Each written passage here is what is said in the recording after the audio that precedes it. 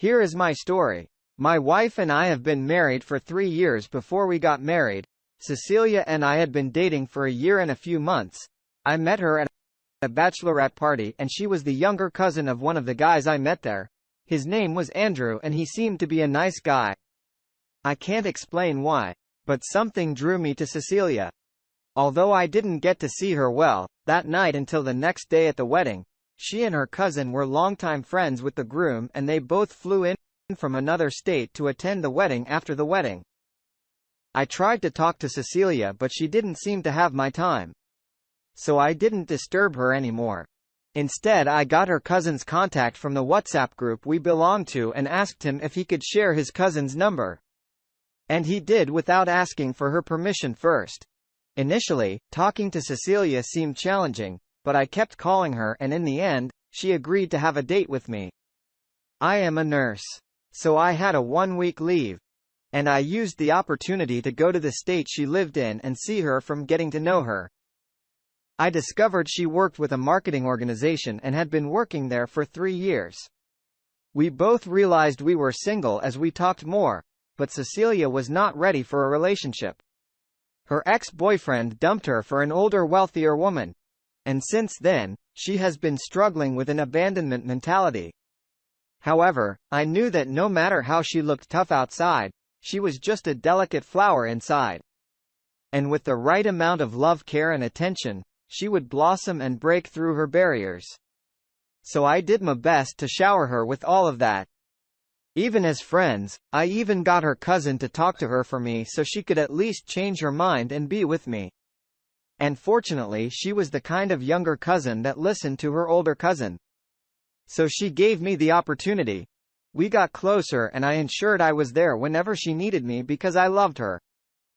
The thing about me was that getting attracted to a particular girl did not happen to me every day. So when I saw Cecilia and liked her, I knew she was the one for me. So despite living in different states, I made sure I sent her flowers every week with a pack of her favorite chocolate until she said yes to me. When she said yes, I was literally the happiest man on earth. And as soon as I was due for my next leave, I hopped on the next flight to celebrate the beginning of our new phase of life together. I only had a few responsibilities as the house I lived in was willed to me by my father before his demise. So I didn't pay rent and could save more money. Even without being with her, I would send Cecilia money to take herself to a fancy restaurant, go shopping or even take her friends out on my behalf. I did everything possible to make her happy and not feel the distance between us until we married. After we married, her office transferred her to my state and we began living together as a couple. A few months after Cecilia moved in with me, I began to see so many things I had not seen when we were in our long-distance relationship. She was messy in the kitchen, messy in the bathroom and even messy in the bedroom. I complained about her habits every day until I eventually got tired. So I started cleaning up after her. She also picked offense to almost everything I did. For example, if I cleaned the house and she walked into a wet floor, she would yell and cuss at me, which continued with almost everything. Then she stopped cooking and didn't care whether I ate instead. She'd bring home cooked food from any restaurant she visited and would microwave the food the following day as her breakfast. Before these changes, Cecilia loved cooking and wouldn't go a day without making fresh food. She hated warming food the next morning and she always woke up very early in the morning to cook before I woke up. But when this happened, she became a different person, became more distant and barely said a word to me. Even if she was at home on some days, it got so bad that whenever I tried to start a conversation, she would cut me off with the excuse that she had work to do or was too tired to talk. After that, she didn't even let me touch her anymore. And a part of me began to suspect that she was seeing someone. But when I couldn't gather any evidence, I just let her be because I had heard people could change completely. After some years of marriage, her cold attitude toward me continued and she even started sleeping on the couch because of my non-stop pestering for her to do her wifely duties. One day, I don't really remember what Cecilia did and I yelled at her, but instead of sorting it out as adults, like we used to, she picked a few clothes and told me she was going to her friend's house, and she threatened me to not call her friend if I didn't want to make things worse. So I didn't. 2 days after Cecilia left, I was at home thinking about how things had gotten bad between Cecilia and me. When I got a call from a policeman, at first, I believed she parked wrongly or something. But I was told she had been involved in an accident and the police officer shared the location. So without wasting time, I rushed down there with my heart nearly falling into my stomach. The last thing I wanted was for something terrible to happen to my Cecilia on getting to the accident scene. Cecilia was lying on a stretcher and sobbing. Her hand and arms were bandaged and she sustained multiple injuries. But the guy that drove did not make it. So his body was already covered, not to sound insensitive. But I was glad Cecilia was okay. At that point, I know we had issues in the past, but I didn't want her dead or injured because I wanted us to work things out and go back to being the happy couple. I tried to speak to her but she kept sobbing. And at the same time, the paramedic guy came to me and asked if I was her brother because he saw me standing by her bed. I told him I wasn't, but he insisted that he called Cecilia's brother and not me. It was funny because Cecilia was an only child. So when I asked him to show me the number, he showed me my number and explained that Cecilia saved my number as her brother on her iPhone. I was confused because that was the last thing I expected to hear. I also found out that the guy that died while driving, Cecilia was her boyfriend and they were on their way to another state for a vacation when the accident happened. Whatever was left of their clothes was in the trunk and I stood there unable to say a word. It was just too much to wrap my head around. At that point, I cried and asked Cecilia if it was true. And she nodded. She was still in tears because of her lover's demise and she could not even hide it. Even with our non-stop fights and distance, I could not even think of being with another woman apart from her. But she chose to hurt me like that, to think that I was even planning to go over to her friend's house that evening so we could settle everything and she could come back home, not knowing she was already on her way to a vacation with her lover. She was eventually taken to the hospital and stayed there for a few weeks. However, I only visited her once throughout her hospital stay because I still could not believe she had cheated on me after all those years. And it was really tough for me. The one time I visited her, her friend convinced me to go and see her. But I ended up standing outside her room door.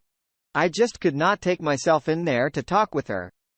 Finally, when she fully recovered, her friend updated me again and I went to see her on the day she was discharged. What she didn't know was that when she was in the hospital, I contacted a lawyer and began to process our divorce papers. And on the day of her discharge, I gave them to her to sign. At least I had the decency to wait until she recovered.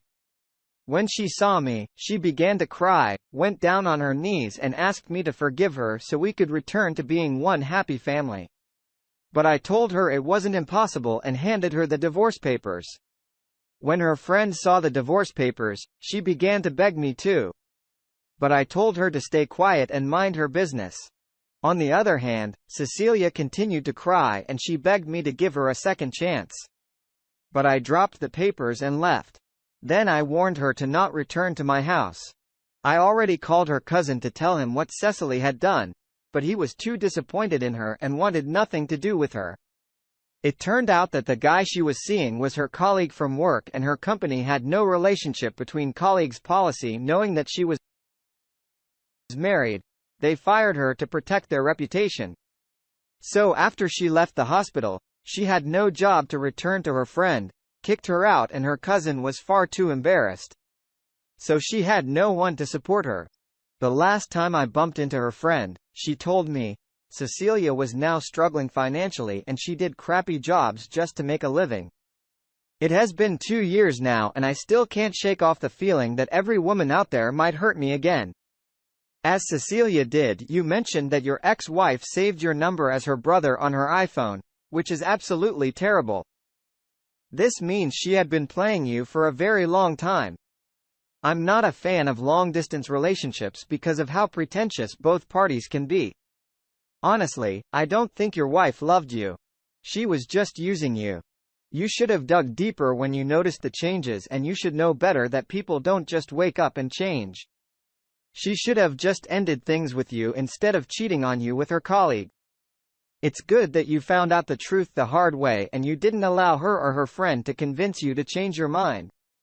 She didn't deserve a second chance, and I'm glad you weren't weak in your decision-making. Thank you for sharing your story with us. Now, let's get into the second story for today. My wife and I had been married for several years before I caught her red-handed cheating on me. Evelyn and I were actually fellowship members, and she was gorgeous. Most times I would go to church on Sunday just to see her. However, we were not close friends until I discovered my aunt moved into her neighborhood, 3 houses after my aunt's house. To be precise, as of that time, we were just teenagers and we weren't close friends like I said earlier, because I wasn't exactly the kind of guy she would love to associate with. About 4 years later, my aunt died from cancer and I stopped visiting the neighborhood and everyone moved on with their lives. But I changed. Something happened to me that I can't share here, and it pushed me to take a different direction in life. I became more serious about my dreams, education, career, and spiritual life. Before this time, I was just a wild young man doing things my peer group did without thinking of the consequences of the future. Luckily, I went to college, graduated, and found a job. Then one day I bumped into Evelyn on my way back from work. It was a pleasant surprise and we exchanged contacts when we were free. Some days later, we hung out to talk about what had happened in our lives in the past years and mainly what had happened with me. After our first meeting, we had other hangouts together and slowly the love I had for her rekindled. And when I felt the time was right, I asked her out and she said, yes. We dated for 2 years and Evelyn and I never got intimate in the whole 2 years. I was a changed guy and didn't want her to think I was with her because of her body.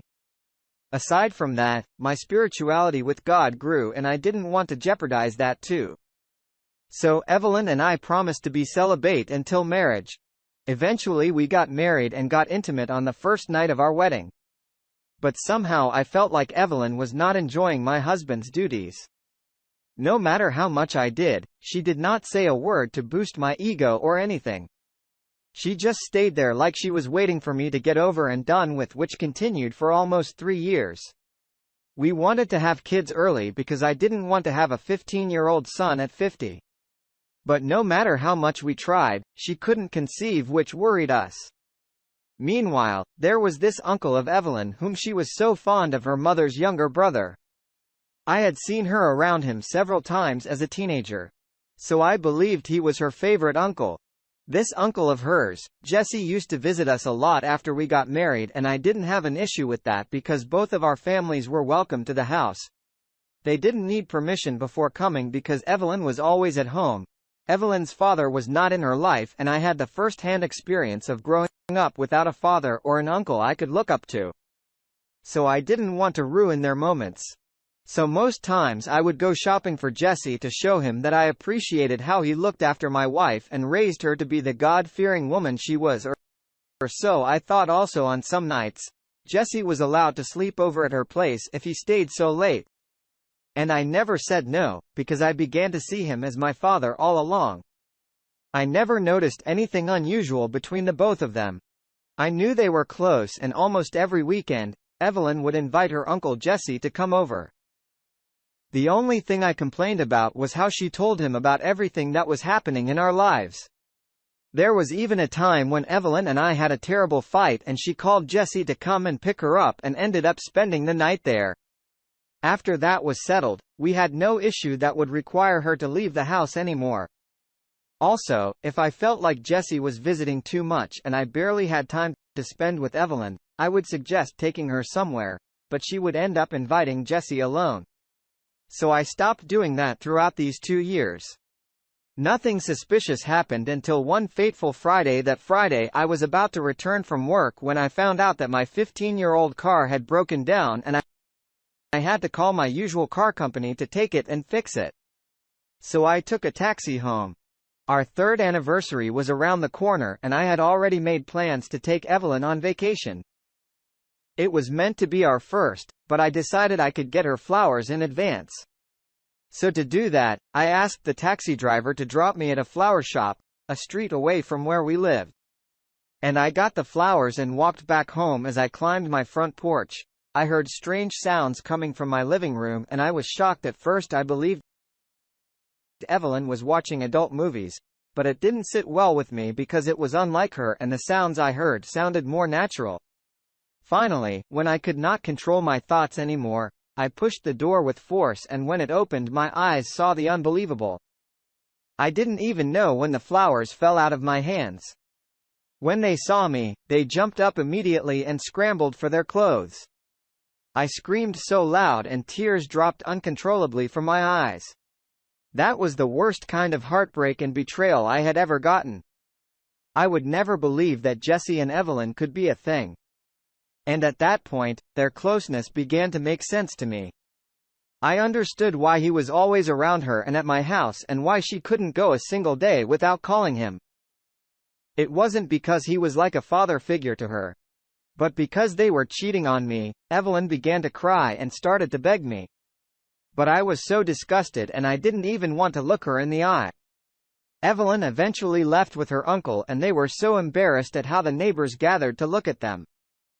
After she left, she tried to call me multiple times, but I blocked her and she didn't return to the house because of the embarrassment. Later, I discovered that she had been having an affair with Jesse since she was young, even while we promised to save ourselves for each other. Also, the whole time Jesse visited my home like it was his, they were cheating on me, and I even bought him gifts to appreciate him, and I treated him with so much love. Around the same time I resigned from my job. I contacted a lawyer who helped process the divorce papers. In the end, we divorced and went our separate ways. The wound I got from that heartbreak has not healed. Since then, today would have been our 4th anniversary. And I think it's better to share this here to lessen the burden I've carried for so long. I hate her so much for doing this. To me, it would have been way better if she didn't come into my life to hurt me like this. And I hope she gets her karma. As for her family, I don't know what happened when her family found out, and I don't care, but I hope everyone sees her as a monster. Your ex-wife was secretly having an affair with her uncle for almost 3 years under your roof, and you didn't suspect a thing. You must have really trusted her. She should not have led you on if she knew she wasn't ready to stop her dirty acts. I guess this is why they say don't judge a book by its cover, because you used her external appearance as a metric to measure her as wife material. I'm glad you kicked her out of your house, and you made the right decision by ending things with her. Thank you for sharing with us. I hope you were able to heal from this. Thank you all for taking the time to listen to today's stories. If you enjoyed listening, please feel free to like and subscribe. If you haven't already, also comment below with your thoughts on what happened. If there is a story you would like to share with me about your own situation or someone else's, then please do not hesitate to contact me. Take care.